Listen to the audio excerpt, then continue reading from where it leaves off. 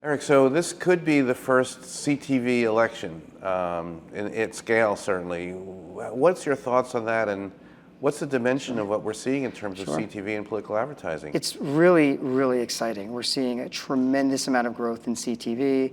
In the first half of the year, it was mostly direct insertion orders, but now we're seeing programmatic really start to take off, and it's becoming a major strategy for a lot of the candidates. So we're very excited and looking forward to seeing where it goes through the cycle. So tell us a little bit more about how that works Sure. in terms of inventory, supply, where people are seeing it. What's the scope of CTV and political advertising? So the thing to remember with CTV is it's not infinite. So there's a finite amount of inventory. So what we're starting to see is a lot of suppliers are starting to be sold out, especially in some of the battleground states. So pricing is starting to go up and there's inventory compression, and we expect that to go up more dramatically throughout the cycle. What is the opportunity around audience targeting, and what role does FreeWheel play? So, well, FreeWheel is the SSP and ad server for around 90% of premium CTV publishers. So audience targeting plays a major factor in almost every political CTV buy, and most buyers are layering on audiences to reach their intended audience first, and then going on more broader-based CTV targeting strategies. So you're hearing from the political agencies, and we'll be speaking to them for the series. What are some of their expectations, demands? What's on their list? The number one priority is scale. They need massive amounts of scale to deliver their budgets, and they want to make sure that they're reaching the right audience in a premium environment.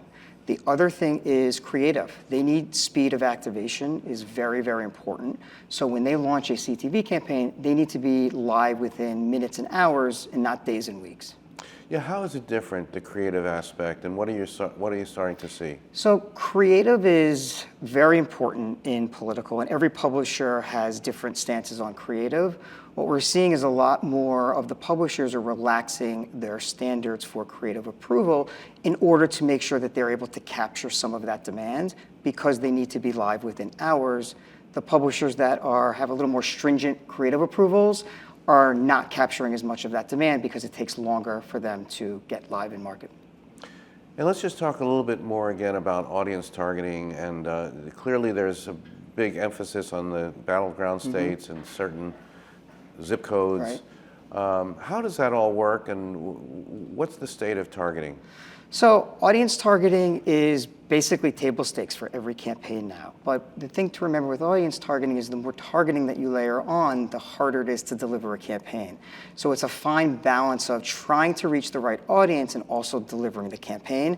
And that's where buyers are really testing and learning to see what's working and what's not, and making sure that they're able to deliver. And you work with Effective, which is in the Comcast Ads family. Tell us about the work with Effective, what that looks like. Yeah, sure. So Effective is, a sister company of FreeWheel's under Comcast Advertising, and we partner closely with them just on all things political and mostly for their programmatic and CTV activations. Great. And let's just talk a little bit about pricing, where things are going to go leading up to November. How do you see the trends? So pricing, we're already seeing pricing creep up, and it's going to go up dramatically as we move through the summer and closer to the election.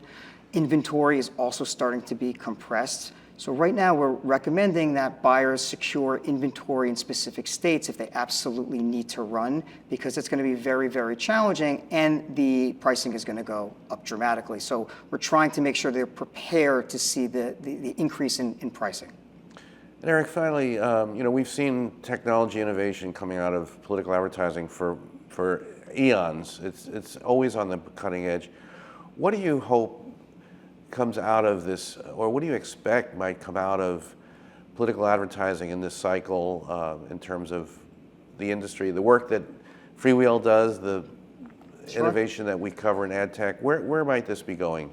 I hope that CTV, this is its moment to shine, and FreeWheel plays a huge part of that. So my hope is that everybody is able to get the CTV inventory that they want, and they're able to deliver their campaigns. And I think we're going to see that CTV is going to be a primary medium in the future for political cycles.